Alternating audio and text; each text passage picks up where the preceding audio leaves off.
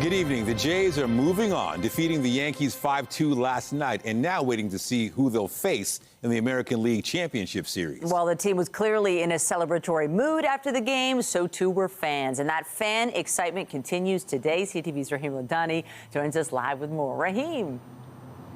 Michelle and Nathan, good evening. I think the Jay Shop is the most popular tourist attraction in the city today. We've seen so many fans grabbing the hats and the T-shirts, the same ones that the players were wearing on the field yesterday when they defeated the New York Yankees and eliminated them from the postseason. While all the fans we've been speaking with are hoping this playoff run runs well through October.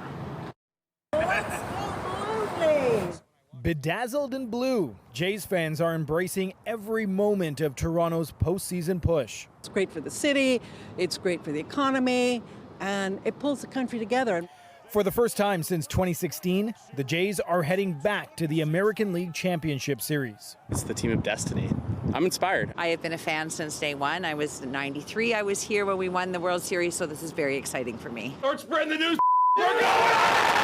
In the Bronx, the teams popped bottles of champagne after eliminating the New York Yankees from the postseason. And Vladimir Guerrero Jr. The Yankees lose. Taunted, tortured Yankees fans Wednesday night. I'd like to show you one of my prized possessions. Watching it all unfold from her home was 88-year-old Joyce Zweig. Well, I thought I was going to have a heart attack. Zweig and her family have been to every Jays home opener since the inaugural one at Exhibition Stadium back in 1977.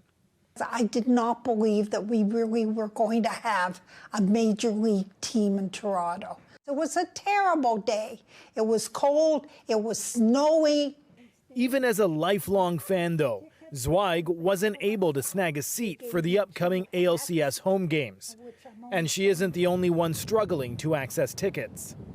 50,000th in line, have a couple windows open for Game 7, Game 1, and thankfully I scored one ticket for Game 7, like right up high. The Jays still don't know if they'll face the Detroit Tigers or Seattle Mariners in the next round. But inside the Jays shop, fans buying merchandise have high expectations. Add it to the collection, collect them as we go, and the next one will be a World Series one, hopefully. As the Jays are 4 wins away from appearing in the World Series.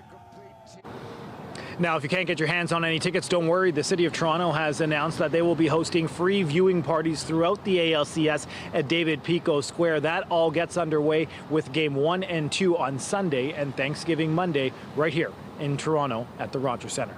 Reporting live, I'm Rahim Ladani. Nathan, back to you. Thank you, Rahim. And as the ALCS comes to Rogers Centre, Toronto police are reminding the public the venue is a no-fly zone during all postseason games. Police say they identified and intercepted 3 unauthorized drones during the games last Saturday and Sunday. 2 people operating micro drones were charged and issued fines. Still ahead, the province says it's redesigning a stretch of Bloor Street to restore traffic lanes, but the bike lanes will remain for now as the government appeals a court decision blocking their removal. A man in his 50s is dead after what police in York Region say was an unprovoked attack. Tonight, a 23-year-old man is facing murder charges. CTV's John Musselman has more. Neighbors on this Richmond Hill street say the unprovoked attack has people feeling anxious and scared. This man didn't want to appear on camera, but he says he's considering adding stronger locks on his doors and more security cameras outside his home. It could be anyone. Actually, my wife was planning to go for a walk at about that exactly same time. York Regional Police were called to this home on Lorraine Street in Richmond Hill just before 5 p.m. on Wednesday evening. A 54-year-old man was assaulted outside of his home in what investigators describe as an unprovoked attack. The victim, identified as Amir Shafi, was transported to hospital with life-threatening injuries he did not survive. CTV News has obtained this security video. It shows the accused, identified as 23-year-old Raymond Kim, walking towards the house just minutes before the attack. He's wearing a hoodie and walks slowly down the sidewalk. There is no weapon visible in this camera angle. York Regional Police say he has been charged with second-degree murder and breach of probation. This neighbor saw the accused walking down the street seconds before it happened. Horrible, because because I'm concerned so much. I work at night, sometimes like 8, 9. So I do not exercise. So we're horrified. Police are currently not looking for any additional suspects. There is no additional risk to the public at this time. The motive is unknown. We did speak briefly with the brother of the victim this morning, who told us he had no idea why this happened, but the family wants justice. The investigation is ongoing. Anyone with information or security video is asked to contact York Regional Police. John Musselman, CTV News. Here in the city, police say a man found dead in Etobicoke Monday night was murdered. Police responded to a business near Vulcan and Iron Streets in an industrial area in Rexdale. They've identified the victim as 35-year-old Derek Chung of Brampton and say his body was found at his workplace. 36-year-old Leonard Emtage of Georgetown was arrested the following day. Police say he and Chung were co-workers. He was charged with improper or indecent interference with a dead body and second-degree murder. And we are monitoring a developing situation in Thornhill this evening. York Regional Police have a road closure in place for an investigation. This is along Nair Israel Drive between Bathurst Street and Bathurst Glen Drive. The CTV News chopper was on scene and spotted several police cruisers as well as a command post. Police have been there since shortly after 3 o'clock, but they haven't said what sort of incident or situation they are responding to. Still, they are advising people to avoid this area while adding there is no threat to the public at this time. More news in a moment, but first, a live look at the city. There's Rogers Centre. No games tonight. You'll have to wait till Sunday. Conditions are cool tonight and tomorrow morning as we drop into the single digits, so a jacket's probably a good idea. And later in the day tomorrow, we do expect more seasonal weather with some sunshine. Lindsay Morrison is here with a look at the current conditions, and Rogers Centre looks so peaceful right now. It really does, Nathan. I wish today was a game day because maybe there would be a chance of the dome being open. Sunday, it looks less likely, but we'll get to that in your Thanksgiving long weekend forecast. Let's talk about right now. It is 11 degrees in Toronto. Today certainly was a cooler day compared to what we've had recently. Easterly winds, light in nature, barely a cloud in the sky today. Beautiful blue sky at that. But here's the thing. Overnight tonight, we're actually going to be even colder in Toronto than we were last night, forecasting an overnight low of +1. So not surprisingly, Environment Canada has added cities like Toronto, Oakville, Burlington, and Niagara Falls to the frost advisory. Coming up, we'll show you how temperatures rebound somewhat heading into the weekend. That's coming up. But for now, Nathan, I'll send it back over to you. Thank you, Lindsay. Just ahead, good news for subway riders. The TTC's announced plans to increase service on Line 2. We'll tell you why and how often the trains will be running. There's a new development tonight in the bike lane debate with word the province is funding the redesign of a stretch of Bloor Street West. With a court challenge on bike lanes still ongoing, there has been some collaboration between the city and the province. CTV's Queen's Park Bureau Chief Siobhan Morris is live along Bloor West tonight to explain. Siobhan. Well, the province isn't dropping that fight. They're still determined to be able to remove bike lanes in other parts of the city. But in this area, they say they've come up with something that they think can respect the court decision as it stands right now. About a year after this stretch of Bloor Street West was redesigned, it's being reconfigured again. What we can do here is reinstate 2 vehicle lanes. So get Bloor back to 4 lanes in this portion that we've identified, but also provide a protected bike lane. This only affects a small stretch of Bloor, a little west of Islington, about 500 meters long. Sarkaria believes this approach respects a court decision protecting bike lanes, one the government is appealing. The mayor welcomes the compromise. Car drivers win, cyclists win, everybody's safe. The result, she says, of collaboration. You see 2 levels of government working together, doing drawings together and looking at each other's drawings and compromising and working, which is the best way, by the way. Construction starts around October 20th. The province is picking up the tab, $750,000. We should never have been in this position if the City of Toronto had just ultimately, when first installing these a couple of years ago, looked at approaches like this in which both vehicle lanes and bicycle lanes could be maintained. The minister calls this a first step and would consider other rejigs like this one. Many consistent with the court's decision moving forward, but ultimately our goal is to reinstate vehicle lanes across Bloor, University and Yonge to get the city moving again. We are seeing traffic actually moving fairly well right now, but it has been a slow crawl, a single lane moving towards Islington. That is what the province is hoping to remedy here. The construction, though, is going to last a few weeks at least. Again, it's supposed to start around October 20th. The court case, the province's appeal of the standing court decision, will be heard in January. Reporting live, I'm Siobhan Morris. Nathan, back to you. Thank you, Siobhan. Toronto police are asking for your help finding a trio of suspects after a stabbing in the downtown core. Emergency crews responded to the Bay and College area around 6:45 last night. They say a victim was approached by 3 suspects and then stabbed before making their way to College Station. They were taken to hospital with serious but non-life-threatening injuries. Investigators have now shared these images of the 3 suspects. They haven't said how the victim and suspects may have known each other, but they're asking anyone who knows where they are or what took place to get in touch. In Vaughan, the search is on for a group of would-be jewelry thieves after their plans were foiled earlier this week. York Regional Police shared these images of 3 suspects. On Tuesday afternoon, they say a man entered a store near Famous Avenue and Colossus Drive. He tried to prop open a door, but employees managed to close it. They say 6 masked men then got out of an SUV and walked towards the entrance, with at least one holding a hammer. But they fled after realizing the doors were locked. No damage or injuries were reported and no items were stolen, but anyone with information is asked to contact police or make an anonymous tip with Crime Stoppers. Provincial police made a surprising discovery after pulling over a driver for speeding in Burlington. OPP say they stopped a 60-year-old man on the 407 yesterday afternoon, clocked at a speed of 144 kilometers an hour. Sergeant Carrie Schmidt tells CTV News it was then determined the driver was out on the road with a license that's been suspended since 1985, not to mention 20 convictions of suspended driving. The Toronto man now faces more charges. He was turned over to neighboring police services under an outstanding warrant.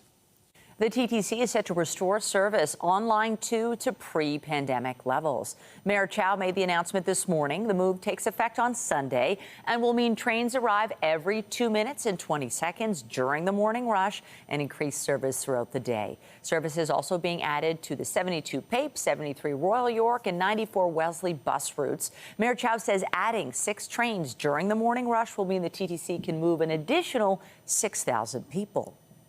We want TTC riders to have a smoother ride, don't wait as long. So instead of waiting for 3.5 minutes if you are just missed the train, it's coming much more frequent, 2 minutes, 20 seconds, shorter wait, less crowding, more trains. It's excellent news for TTC riders on Line 2. Chow says the TTC is also deploying crisis workers to the subway system starting in November. The mayor says riders who see something they want to report can do so through the Safe TTC app, and a team that includes a crisis worker will respond. Toronto Fire Chief Jim Jessup is calling for regulations on lithium-ion batteries, calling them the fastest-growing fire safety risk in the city. From a federal perspective, much like our counterparts, New York State and California have done, looking at legislation that regulates and requires a standard for the types of batteries that are coming in. And from a provincial perspective, we look forward to working with our partners on potential amendments to the Ontario Fire Code with respect to, as the councillor noted, the number of mobility devices that may be able to be stored. Are there requirements that should be put in place for charging stations and fire separations for these types of buildings? Jessup says there's been a 590% increase in fires related to lithium-ion batteries since 2020. The chief specifically referenced the fatal fire on Bloor Street in February and a fire on the TTC on New Year's Eve during a news conference at City Hall this morning. He's calling for collaboration with the federal and provincial governments to introduce regulations to prevent these fires going forward. We turn now to a major development in the Middle East. There is joy and relief on both sides after an apparent breakthrough in efforts to end the devastating war between Israel and Hamas. There is cautious optimism after the first phase of a U.S. ceasefire plan was agreed to. It includes a halt to the fighting, a return of the hostages in exchange for Palestinian prisoners, and the delivery of food and aid to Gaza. CTV's Heather Wright has the details. Standing on top of emergency vehicles, paramedics in Gaza City celebrate the first step toward peace. Honestly, these are indescribable feelings, this man says. We can't believe it. At Hostage Square in Tel Aviv, dancing and singing. Hope that finally the hostages will soon be home. This is the joy that we are waiting for. While many important details still need to be ironed out, the first phase of this truce will see all remaining Israeli hostages freed in exchange for hundreds of Palestinians being held in Israeli jails. Israeli forces will also withdraw to an agreed-upon line. The next 48 hours are crucial. We urge the parties, particularly Hamas, to follow through, release all the hostages. Many questions still remain, with the more contentious elements of a long-term deal yet to be agreed to, including Israeli demands that Hamas disarm and the complete withdrawal of Israeli troops from the enclave. When they disarm, whether Israel withdraws sufficiently to send a signal to Hamas that they can disarm, those are the questions going forward. In the meantime, Israel is preparing hospitals to receive the hostages once they are released after more than 730 days in captivity. Palestinians hopeful that once the bombing stops, they can begin to rebuild their lives. A daunting task with an estimated 2 million people displaced, according to the United Nations, and much of the enclave reduced to rubble. What we need, of course, is humanitarian supplies. We need food, we need water, hygiene, tents, equipment for the winter to support people in this new phase of the response. U.S. President Donald Trump says the 48 remaining hostages will be released on either Monday or Tuesday, 20 of whom are still believed to be alive. Heather Wright, CTV News, Toronto. And Global Affairs says Canadian aid is ready to be deployed into the Gaza Strip. Millions of dollars worth of pre-positioned supplies are ready for the United Nations and others to distribute. It's still unclear what Prime Minister Mark Carney accomplished on his recent trip to Washington to meet with Donald Trump. But a comment by the U.S. Secretary of Commerce initially sent a chill across the border. CTV senior political correspondent Mike Lecouteur on reaction in Ottawa today. A day after the American Commerce Secretary said Canada must come second to the U.S. in the auto sector, Canadian lawmakers and car makers insist the industry isn't in danger. They don't ask, is it Canadian or American? They said, can we ship it by Tuesday? At a Senate Committee on Foreign Affairs, Canadian automotive groups tried to calm the waters. The head of the Canadian Vehicle Manufacturers Association says Howard Lutnick's comments are just posturing. We know that we need each other. We have an integrated supply chain. Canada is the most important market for the U.S. auto manufacturing sector. So we should expect these ups and downs through the next few weeks. The U.S. currently has a 25% tariff on Canadian-made cars, with a carve-out for the U.S. elements in those vehicles. However, the Canadian auto parts industry says their American counterparts are lobbying the White House. Those Canadian assembly plants buy $25 billion worth of parts from our factories every year, and you're hurting us. The Ford Motor Company reported that tariffs will cost it about $2 billion U.S. this year. General Motors lost $1.1 billion in the second quarter. Conservative leader Pierre Poilievre says the Prime Minister isn't standing up for the industry. He's accepting second place for Canadian auto workers and continuing tariffs on our finished products. The federal finance minister disagrees, saying the Carney government is fighting for the auto sector and its workers. I see ourselves, when I say that, Canada and the U.S. more as complementary than in real competition. That argument is likely being made by the Minister of Canada-U.S. Trade, Dominic LeBlanc, who remains in Washington to continue talks with his American counterparts. Mike Lecouteur, CTV News, Ottawa. Canada's industry minister spoke to business leaders in Toronto today. Melanie Joly outlined a new strategy to address tariffs, jobs, and investment. CTV's Rachel Aiello has the details.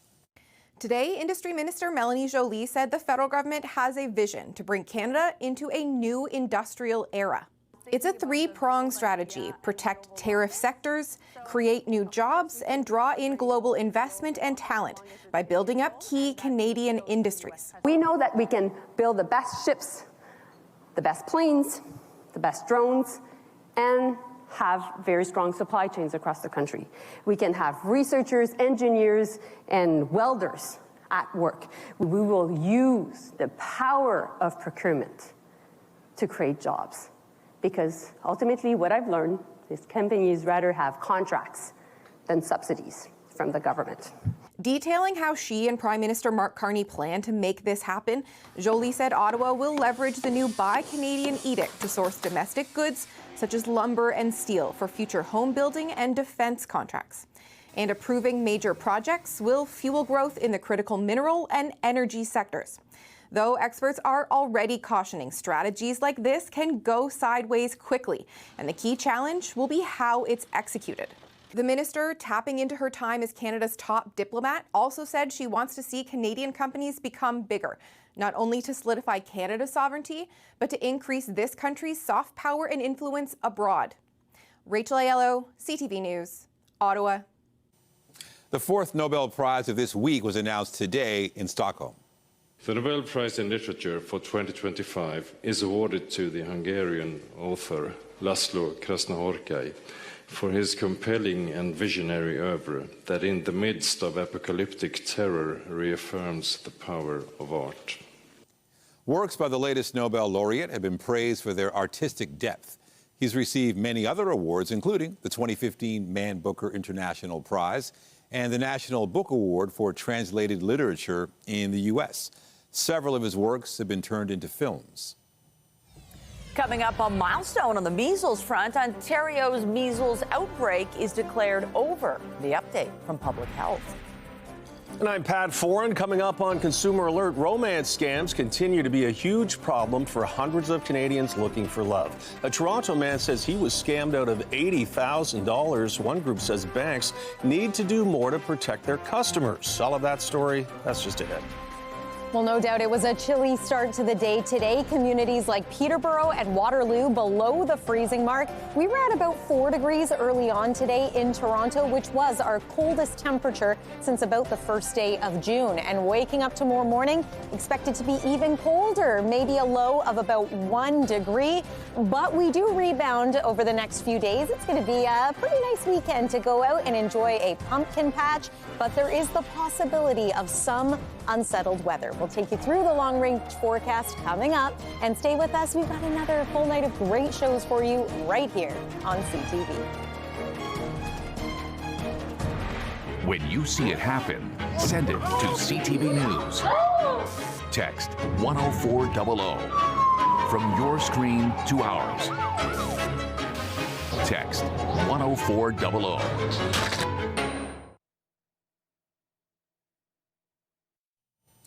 Romance scams continue to be one of the most common frauds in Canada, and now they're more likely to be linked to investment scams. People looking for love are convinced to invest in cryptocurrencies, and so far this year, victims have lost more than $54 million. Here's Pat Foran with a Consumer Alert. Pat. Thanks, Michelle and Nathan. A Toronto man says when his marriage ended, he went online looking for companionship. He thought he found his soulmate, but not long after they connected, she suggested he invest in crypto, and he was scammed out of $80,000. My separation, then it was also a traumatic experience, right? Hugo Sanchez of Toronto says when his marriage ended last year, he was at an emotional low point. He turned to social media to try and find a friend. I was very vulnerable. I was not in my best stage, and I did some internet surfing. Sanchez says online he met a woman named Lena who claimed to live in Seattle. They struck up a friendship and even spoke by Zoom several times, but it was mostly texting, and within weeks she had convinced him to invest in cryptocurrencies.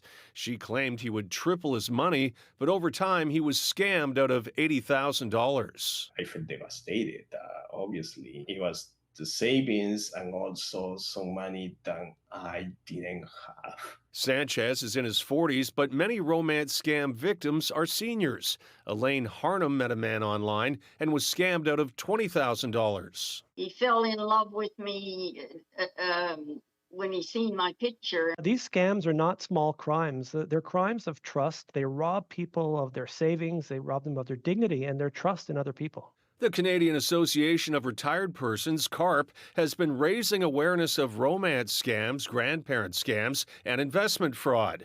It's calling for tougher criminal code penalties, mandatory fraud prevention at banks and telecoms, a trusted contact person program, victim recovery mechanisms, and a national coordination effort to share data. CARP also feels banks must do more to prevent fraud. If you lost $80,000 or $100,000, that money has been transferred out of your account using an electronic system that is run by the banks, and we think it's incumbent on the banks to play more of a role in protecting their clients. Sanchez wanted to share his story to warn others. This might be real, this might be something that makes sense, but at the end, everything was fake. And be careful if someone you meet online seems too perfect or things move too quickly. Other warning signs: they can't meet in person. They tell you to keep your relationship a secret. They ask for money or encourage you to invest in platforms that they suggest. On your side, I'm Pat Foran. If you have a consumer story idea, email us at alert@ctv.ca. Well, it is a clear night, but certainly you feel it out there. It is chilly, but really it was a nice day. It was so nice to see Lindsay at a farm today. Beautiful conditions. Yeah, it's one of the signs of the season when you're at a farm. You see the pumpkins and everything else, but it is a little chilly tonight. But dare I say, it was the quintessentially perfect early fall weather day. I mean, we haven't had a whole lot of those. It's been a prolonged summer. So yeah, today was awesome to get outside and enjoy that. We had beautiful sunshine, clear skies and cool temperatures tonight. Yeah, that does mean the risk of frost. But here's a look at what we got up to a little bit earlier today on CTV News at noon. We were at beautiful Spring Ridge Farm in the Milton area. Yeah, this is the time of year where you want to get outside, maybe enjoy the corn trail, enjoy things like the pies that they offer in the marketplace. This is such a great place for families to go and enjoy fall weather, especially on a weekend like this, a long weekend for so many with Thanksgiving just now a couple of days away. We asked Farmer John about this year's pumpkin crop. Here's what he had to say.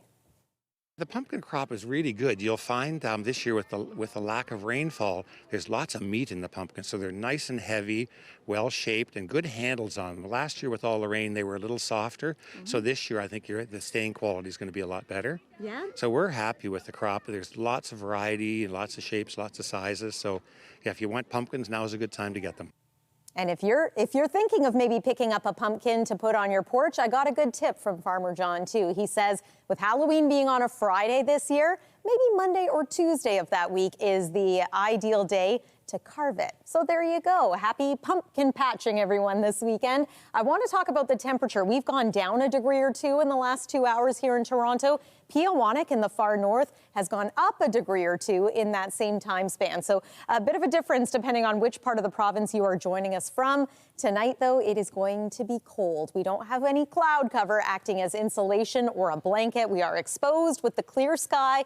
The winds are going to calm down for tonight. And yes, with our temperature around 1 degree in Toronto, there is a risk of frost. Check out Peterborough -3, -5 tonight in Bancroft. Added to this frost advisory, cities like Toronto, Oakville, Burlington, and Niagara Falls. Same thing as yesterday. You'll want to do what you have to do to protect any frost-sensitive plants or crops that you may have. That may mean covering it with a blanket. It may mean bringing it inside if you can. Tomorrow, after a chilly start in the morning, we're going to rebound quite nicely in the afternoon. Now suddenly we are above seasonal at 17 degrees. 15 is the norm. And right across the board, it's looking like a lovely day. 17 degrees, mainly sunny skies in Woodstock, as well as Innisfil. 16 for you in Ajax, 16 in Gravenhurst, and 15 in the Cobourg area. Here's our current satellite and radar. It all looks calm, it all looks pleasant, but unfortunately, things have changed a little bit when it comes to your weekend forecast. So this high pressure really isn't able to hold on anymore. We've got an upper low that's starting to develop over Manitoba, northwestern Ontario, and that is going to drift its way toward us here in the lower Great Lakes. It's going to bring some cloud cover, and it might bring a few showers as well. Here's tomorrow afternoon. So a mainly sunny start to your Friday, then the cloud cover increases.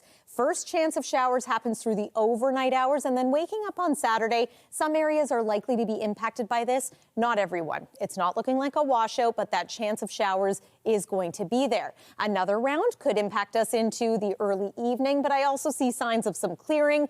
And then for Sunday, it looks like a mostly cloudy day at this point. It's just about a 30% chance of showers for now. Early Monday morning, possibility of some wet weather, but I think the afternoon is going to be lovely. Mix of sun and cloud, maybe mostly cloudy skies at times. And overall, the weekend does bring us temperatures that are seasonal or slightly above. Here's an early look at what you can expect through next week. A little more cloud cover than we've suddenly become used to having, but it's not a bad looking long range forecast. I think it's going to be a pretty nice one, actually, for any travel plans to visit family for Thanksgiving. The weather shouldn't be too disruptive. And if you do want to get outside to a pumpkin patch or enjoy the fall foliage, this looks okay, in my opinion. That's your look at the forecast for now. Nathan, over to you. Thank you, Lindsay. Also tonight, targeting disease from the inside using internal radiation, a groundbreaking approach to treating kidney cancer that could one day become the medical standard.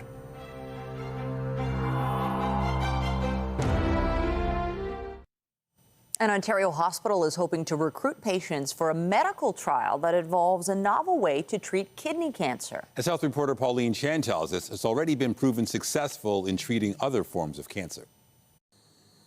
Currently, the standard therapy if kidney cancer hasn't spread is surgery. So either taking the whole kidney out or just the tumor and leaving and just a portion of the kidney itself. Dr. Derek Kuhl says kidney cancer can affect younger patients with a genetic predisposition to it, but generally patients are older, and it's been associated with things like diabetes, obesity, and high blood pressure. So it's one of the few cancers where we're actually seeing an overall rise over time in our population. Kuhl has been trying a new minimally invasive way to treat kidney cancer. It's called Y90 radioembolization. Fancy term for basically, we have these tiny beads. In fact, I can show a little vial here.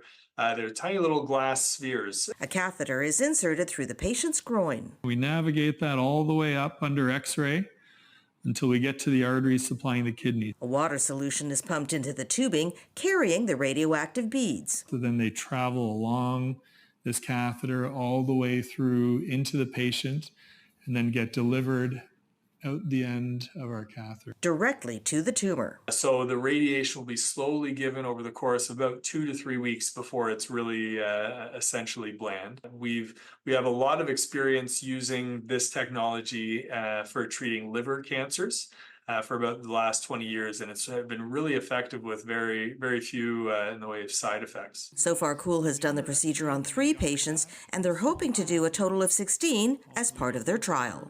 Pauline Chan, CTV News.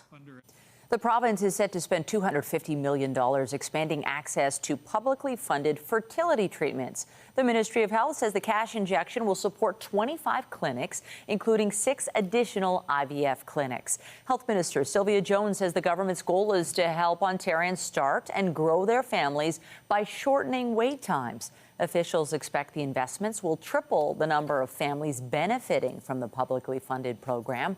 This comes after Stats Canada recently reported the country's total fertility rate hit a new low last year of 1.25 children per woman. Ontario's measles outbreak that began almost a year ago is now over. Public Health Ontario says it made the declaration Monday following national guidelines. At that time, 46 days had passed since someone linked to the outbreak developed a rash. No new cases have been reported in recent weeks. The spread started last October, linked to someone who got measles in New Brunswick. Nearly 2,400 cases were reported in that time, with 165 requiring hospitalization. 95% of those patients were not immunized, most of them aged 19 and under. One baby died in southwestern Ontario after the mother was infected with measles and gave birth prematurely. We've got breaking news out of New York. A U.S. judge has tossed a defamation lawsuit brought by Drake against his own record label. They not like us. They not like us. They not like us. Drake had sued Universal Music Group amid his feud with fellow rapper Kendrick Lamar. Drake had argued the label published and promoted Lamar's track Not Like Us, even though it included false allegations against him, and suggested listeners should resort to vigilante violence. UMG denied the allegations, and a judge today said the case could not proceed as the alleged libelous words were opinion. Drake's team has not commented. More than 6 years after the last episode of Game of Thrones, HBO is sharing the trailer for another prequel series. What's your name? Sir Duncan the Tall. Never heard of him. Do you know every knight in the Seven Kingdoms, then? The good ones. A Knight of the Seven Kingdoms is based on a series of short novels by author George R.R. Martin. The plot takes place a century before the events of Game of Thrones, but in the same world. HBO describes it as an endearing tale centered on the adventures of a young knight and his squire. It's the second prequel series for Game of Thrones after House of the Dragon. The 6-episode season streams January 18th. After the break, start spreading the news. American fans of the Yankees sound off after losing to Canada's team and watching the Blue Jays' champagne-soaked celebration.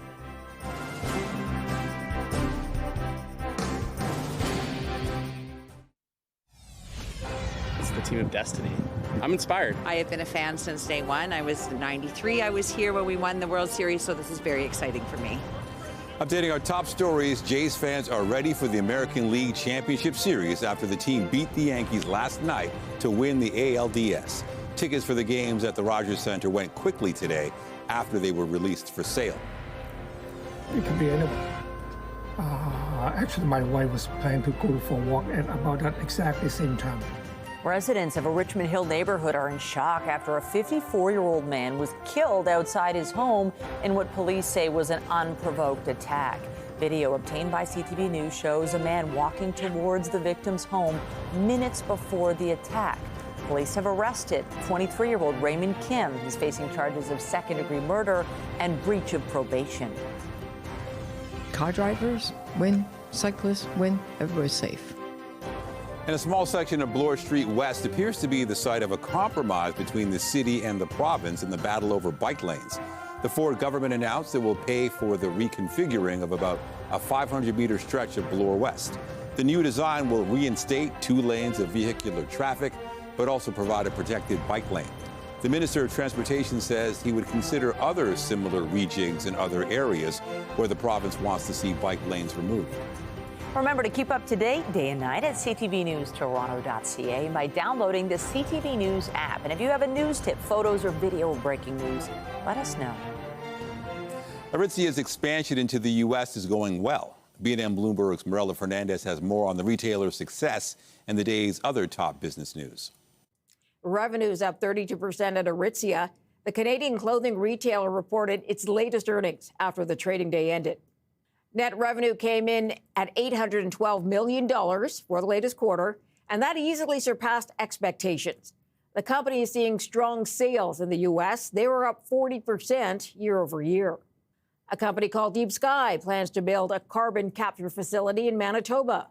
The $500 million project would capture about 500,000 tons of carbon dioxide a year and send it underground.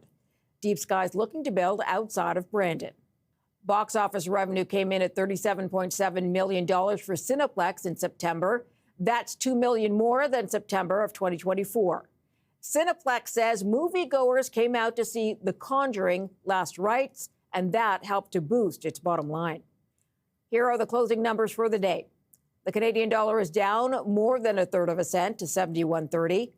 West Texas Intermediate crude is down close to $1 to 61.03. Western Canadian Select is up to 51.43, and the TSX dropped 232 points today. Those are your business headlines. I'm Mirella Fernandez. The Business Report is brought to you by Canadian Western Bank, the bank built for business. YouTube is moving ahead with plans to welcome some previously banned users back onto its platform. This comes after the site removed some high-profile accounts a few years back for spreading misinformation about the 2020 presidential election and COVID-19. Lawyers for Google recently told Congress they'd let some creators who'd broken those rules return, now that they're no longer in place. YouTube said not every type of termination will be eligible for reconsideration. Meanwhile, PepsiCo topped Wall Street expectations for its third quarter, with net revenues coming in at just shy of $24 billion U.S. This comes amid pressure from activist investor Elliott Management to boost results and some customer pushback over price hikes in recent years. PepsiCo says the impact of tariffs slowed core earnings by 3 percentage points, but it expects growing margins for North America beverage sales later this year. The Maple Leafs broke the ice on their 2025-2026 campaign last night against the Montreal Canadiens. On a break, Matthew dies, and Montembeault makes the stop. In front, Riley scores! Morgan Riley gave the Leafs the lead midway through the third period. They added a pair of empty netters on their way to a 5-3 win.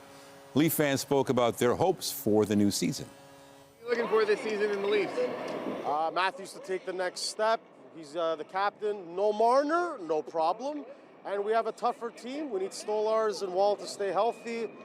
And always optimistic. Love the Leafs for life. The Leafs usually have a strong season. We'll probably have another strong season. Maybe we'll make it past the second round again. As a team, as a country, we always come together for Toronto. So we're just going to keep fighting and hoping for more wins. Nice. Is this the year? This is for sure our year. Go Habs, go! Go Leafs, go! All right, hold that note. Now, the Leafs will be back on the ice Saturday to play the Red Wings in Detroit. For baseball fans in the Big Apple, last night's loss wasn't the way they wanted things to go. Many were seen leaving Yankee Stadium before the game even ended. CTV's John Valley-Rouse sampled what Americans are saying one day after the Yankees were eliminated. On America's Fox Sports, as they watched the Canadian team celebrate, there came the moment of pure joy for Jays fans. The Yankees lose. Vladimir Guerrero Jr. and slugging legend David Ortiz, repeatedly ribbing panelists Derek Jeter and Alex Rodriguez, both Yankees legends. Hey, let's do it again. The Yankees lose. Fox 5's Richard Jacobus is live. Earlier on a local Fox News station, the reporter expressed surprise as Yankees fans streamed out of the stadium before the game ended. I think we could say this is over. I've never seen a mass exodus like this. You like losing? While on the Talkin' Yanks podcast, the hosts couldn't have looked more disheartened, summed up by this play on the Boys of Summer that was a headline in the New York Post. The Blue Jays were better and kicked their ass. On New York-based WFAN Radio, callers acknowledged the Jays played well, and the host posting this message. Just watching Vladimir Guerrero Jr. celebrate, good for him, he deserves it. He's not the fraud. The Yankees are the frauds. This offense was a fraud. It's really a masterclass. Rodriguez noting the Jays came in last place in their division last year, but made a remarkable turnaround, what some in New York thought was a fluke heading into the playoffs. They came into New York saying, oh, so you guys all think that this was a fluke. And over 4 games, they showed they were the better team, they were better prepared, and they played better. As for how the Jays will fare going forward, how do you like their chances right now? I love their chances. While Yankees Nation hearing the line, sports fans in Toronto are so accustomed to hearing. As you said, there's always next season. Hope springs eternal. John Valley-Rouse, CTV News, Toronto. But for the Jays, they're still this season. Just ahead, turning up the heat in Toronto. Hundreds of dancers converge. Their shared passion for salsa and bachata on full display as they tear up the hardwood. Get Toronto's top stories, breaking news alerts, and watch live. Download the CTV News app. The Royal York is alive with the sounds of salsa this week. Dancers from around the globe are in town for the 21st annual Salsa and Bachata Congress. CTV's Jessica Smith has more on the competition. Two steps, body rolls, shoulder leans, and lifts. You'll see it all at the 21st annual Salsa and Bachata Congress. We have all levels. We have amateurs, we have children, we have professional, we have rising star, which is like our semi-professional division. And this is the first and largest competition of its kind in Canada. The Congress brings together the best in pro and amateur dancers from Canada and around the world. For the dancers, it's an opportunity to not only show off their hard work, but to connect with the dance community. The whole community comes together and shares their passion for this culture and this dance. Like you said, from beginners to people who've been doing this for over 20 years. So it's just beautiful to see everyone come together and enjoy the music. The Congress is also a qualifying event for international competitions, giving Canadian dancers the chance to compete at the highest level. We actually have qualifiers here for the summit, which takes place in New Jersey, and that is a world championship.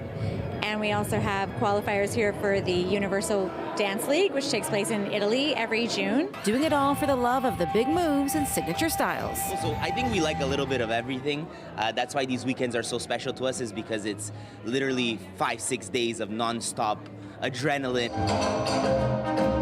From pro to amateur, roughly 800 dancers over the next few days are going to be performing. The 21st annual Salsa and Bachata Congress runs all the way through until October 13th. Jessica Smith, CTV News. Like fun. We need to learn how to salsa, don't we? Yes. Do we? Can you? No. What about Lindsay? You could probably do it. I could try. Yeah, you're a not as dancer. well as Jessica could, though. I'm going to try and give you one more look at the weather forecast. I can do that a little bit better, perhaps, than dancing salsa. Here's the frost advisory that is in place around the GTA once again for tonight. And then tomorrow, our forecast daytime high, 17 degrees. Mainly sunny skies for a portion of the day. Cloud cover is going to increase. Here's your fall colors report. We're starting to see more of those colors around the GTA and not just in central parts of Ontario. And then your 7-day forecast, bit of cloud, chance of showers over the long weekend, but temperatures at or above seasonal. Michelle and Nathan. Thank you, Lindsay. That's it for us, but be sure to join Omar Sachedina tonight at 11 for CTV National News, followed by Zoraida Allman with our next local newscast at 11:30. Meantime, our coverage continues anytime on CP24 and at ctvnewstoronto.ca. For Lindsay Morrison and the whole team here at CTV News, thanks for watching and have a great night.